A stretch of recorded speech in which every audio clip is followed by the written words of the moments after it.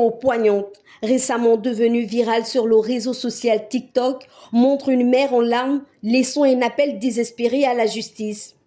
Elle dénonce l'indifférence des autorités policières face aux abus sexuels subis par sa fille de 10 ans depuis plus d'1 an. Sa midi la plus petite de rester dehors. Il rentre avec elle dans la chambre.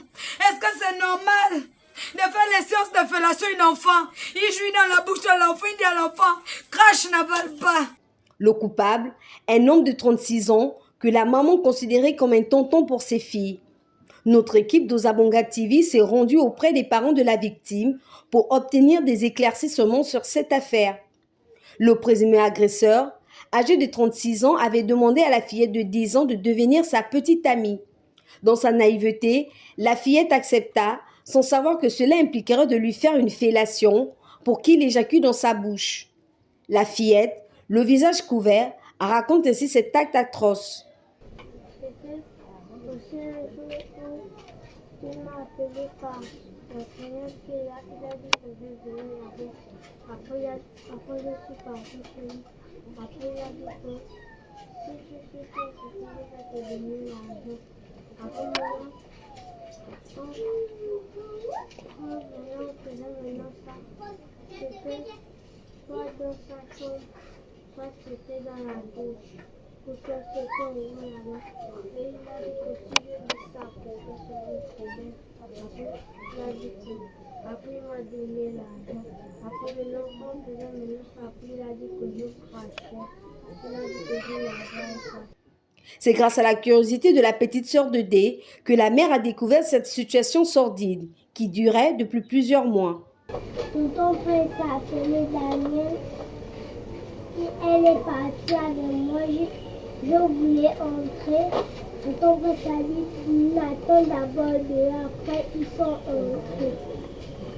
Elle a dit oui. Après, elle est revenue. On a continué à puiser de l'eau. Animée par l'espoir que la justice gabonaise prenne ses responsabilités, la mère s'est rendue au commissariat pour porter plainte. Après des auditions, l'affaire a été portée devant le tribunal. Sa sœur, la tante de la petite D, ajouta. Une fois au tribunal, étant donné que l'enquêteur ne me connaît pas, moi qui suis la tante des enfants, parce que gros bouquet, la mère et la fille étaient tous seuls dans le bureau. C'est là-bas qu'on leur missionnait. Nous, les parents, on était dehors. On est arrivé au tribunal. Moi, la tante, j'interviens. J'ai trouvé l'enquêteur avec l'avocate du monsieur, du coupable, je dirais. Donc, l'avocate du coupable, ils étaient en train de parler.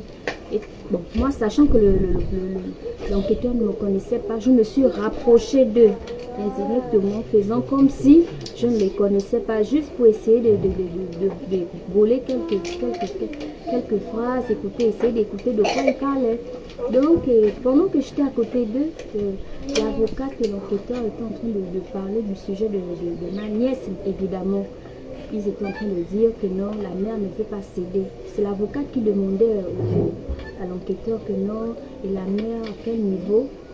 L'enquêteur a dit non, la mère ne veut pas céder, elle est figée, elle ne veut vraiment pas céder. Après, l'avocate a dit, est-ce que tu essaies? Elle a dit non, elle est vraiment carrée.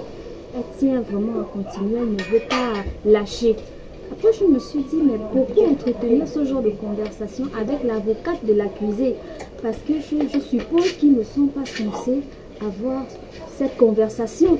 Étant donné que l'enquêteur a dit qu'on ne retire pas la plainte, moi je ne pense pas qu'il était censé entretenir ce genre de conversation.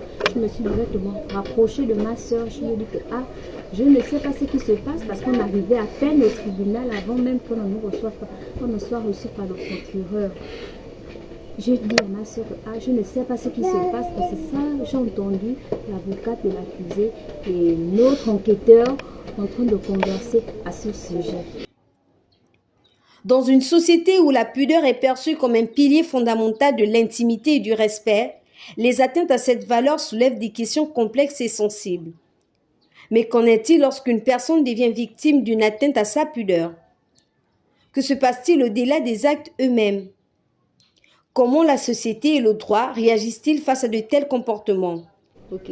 Dans le cas de cet adulte de 36 ans, en éjaculant dans la bouche de la fillette, s'agissait-il d'un simple fantasme ou d'une pratique occulte?